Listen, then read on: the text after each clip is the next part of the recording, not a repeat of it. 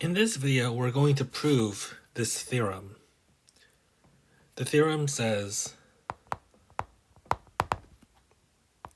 suppose that A and B are n by n matrices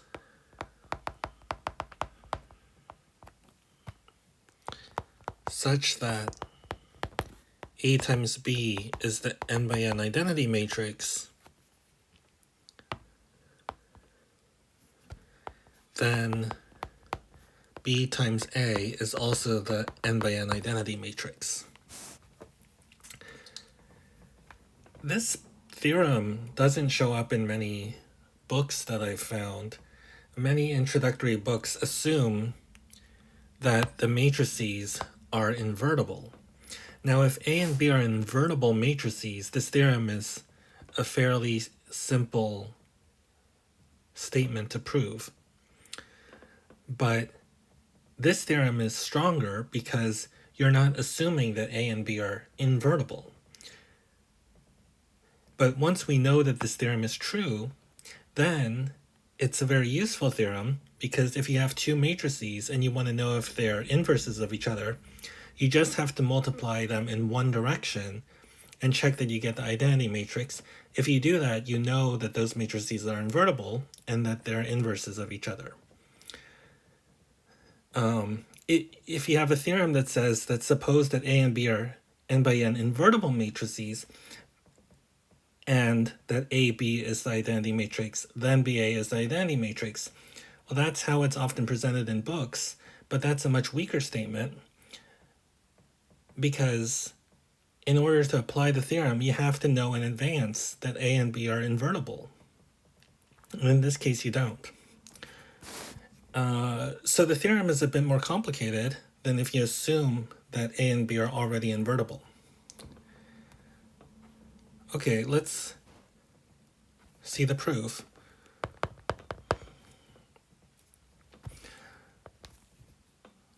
And the idea is to use the connection between one-to-one and onto that we've seen before. So we know that A times B is the n by n identity matrix. And now let's think about what it's saying in terms of the linear transformations, T sub A and T sub B. This is saying that T sub A composed with T sub B is the identity transformation.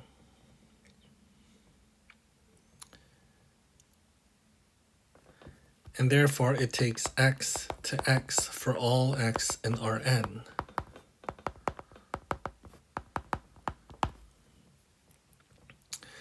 Now the identity map is one-to-one.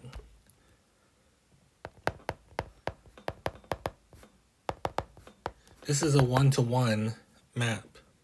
This is a one-to-one linear transformation because it's the identity transformation.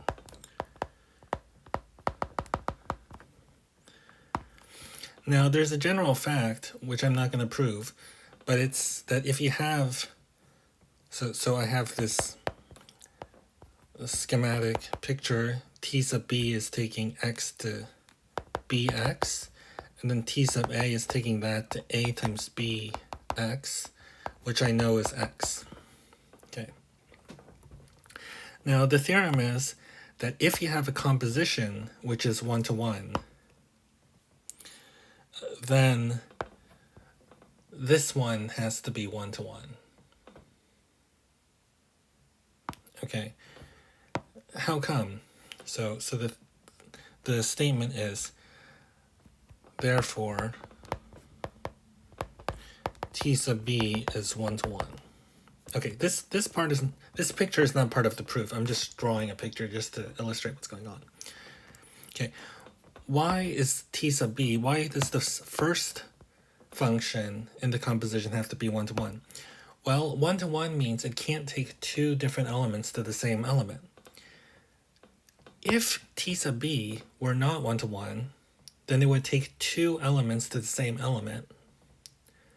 Then this composition would take those two same elements okay, to the same element here because they went to the same element here, right? So let me just write that out. So the reason is because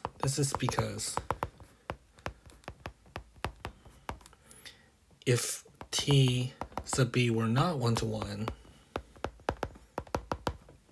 then there would be two vectors x1 and x2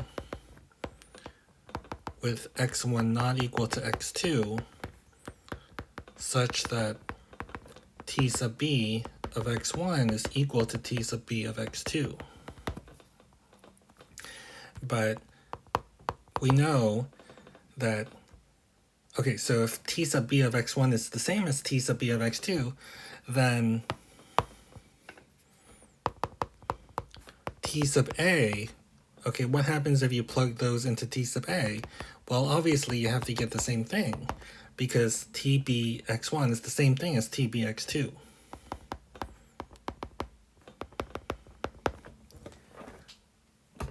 But this would mean that if you look at T sub A composed with T sub B of x1 is the same as T sub A composed with T sub B of x2.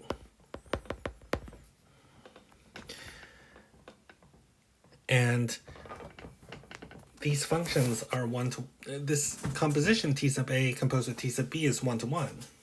So you can't have two different things going to the same thing. So contradicting the fact that T sub A composed with T sub B is one-to-one. Actually, in this case, T sub A composed with T sub B is the identity. So, this would just tell you that x1 is equal to x2. But this is just a general fact, that if you have a composition of two functions, and the composition is one-to-one, then the first function has to be one-to-one. Okay. Well, we know that since T sub B is a one-to-one linear transformation from Rn to Rn, so since T sub B is a one-to-one linear transformation from Rn to Rn, we've shown that such a linear transformation must be onto.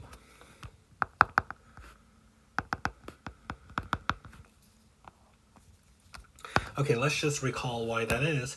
It's because when you look at the standard matrix, a one-to-one linear transformation, the standard matrix has a pivot in every column.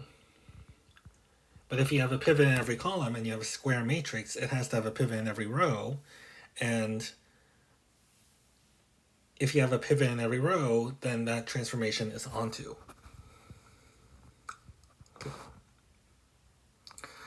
All right. And we're going to use the fact that T sub B is onto later. Okay.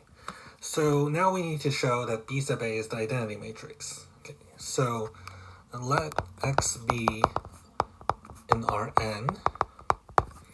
Well, what you want to show, we want to show that, what do we want to show?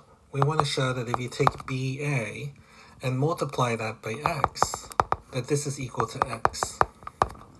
Because the only matrix that will map X to X for every X in Rn is the identity matrix. So if we know that BA doesn't do anything to Rn, it just keeps X as X, it doesn't take it to a different vector, then BA must be the identity matrix.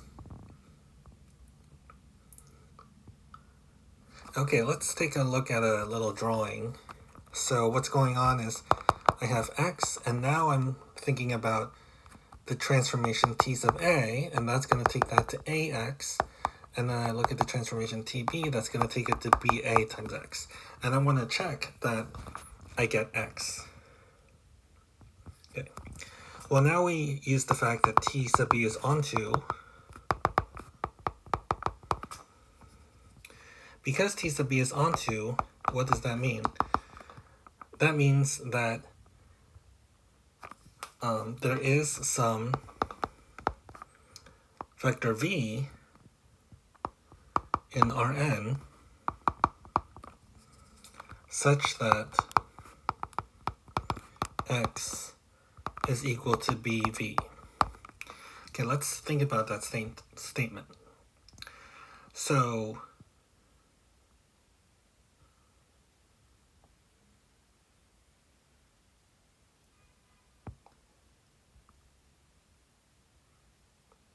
yes, exactly. Because T sub B is an onto map from Rn to Rn, right? So whenever you have a vector here, say x, there's some vector v that goes to x. That's what it means for TB to be onto. Okay, so yeah, so this is true, right? The codomain is the same as the range. That's what onto means. So the codomain of T sub B is Rn, so therefore, and x is a vector in Rn, there must be some v in the domain, so that's v in Rn, such that x equals BV, since T sub B is onto. Okay, so this x, we can think of it as BV. Well, therefore, okay, let's take a look at AX. So you plug in BV into your T sub A, and you're going to get A times BV, right? X is BV, so this is A times BV. And since you have these three matrices, I'm thinking of V as a matrix, right? It's an n by 1 matrix. This is the same as taking AB times V. And AB is the identity matrix. It's the n by n identity matrix. And so this is just V. So this vector here is V. So therefore, when I take BA times X, okay, when I take this matrix and see what it does to X, that's the same, again, by the associativity as B times the vector AX, which we saw is equal to V. So this is equal to B times V. Okay, so this vector V is going to go to BV. Oops. B times AX is going to equal B times V. But what was B times V? Right? B times V was equal to X. Oops. So B times V is equal to X. And therefore, B times A, this matrix takes X to X for any X in Rn. So let's just write that down. Since B times A X is X for all X in Rn. Oh, I sometimes use this notation just to clarify that this notation means is an element of.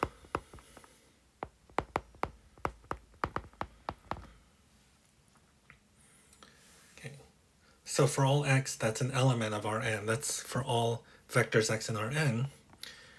So since BAX is equal to x for all x in Rn, B times A must be the n by n identity matrix. And that's the proof. Okay.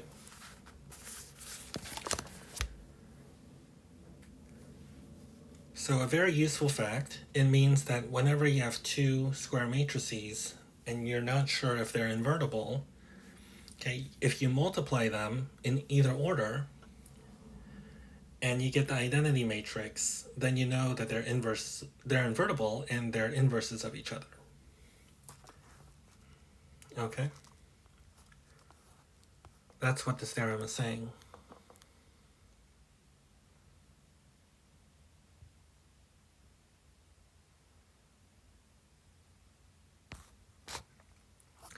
Okay, let's make a comment before I close this video. So, a warning. is that we need A and B to be square in order for this to be true. Actually, a lot of statements in matrix algebra are not true.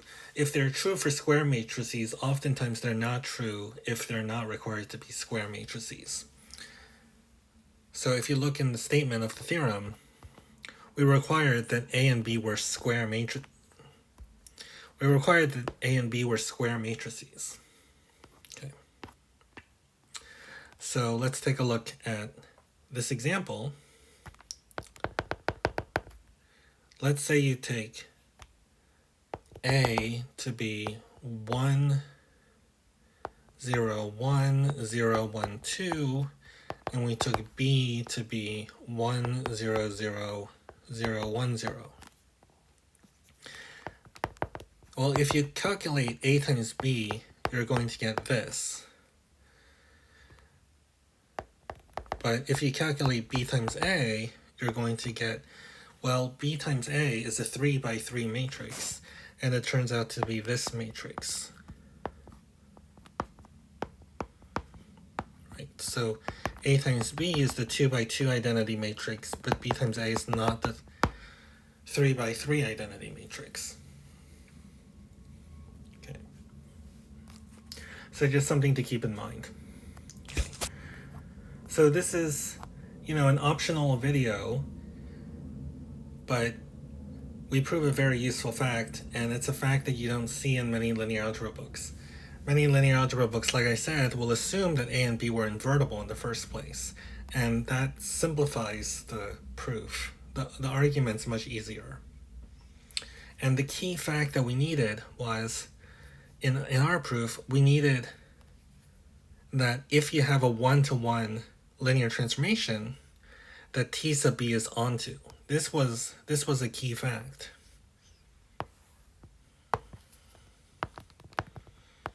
Key step in the argument was this. All right, thanks for watching.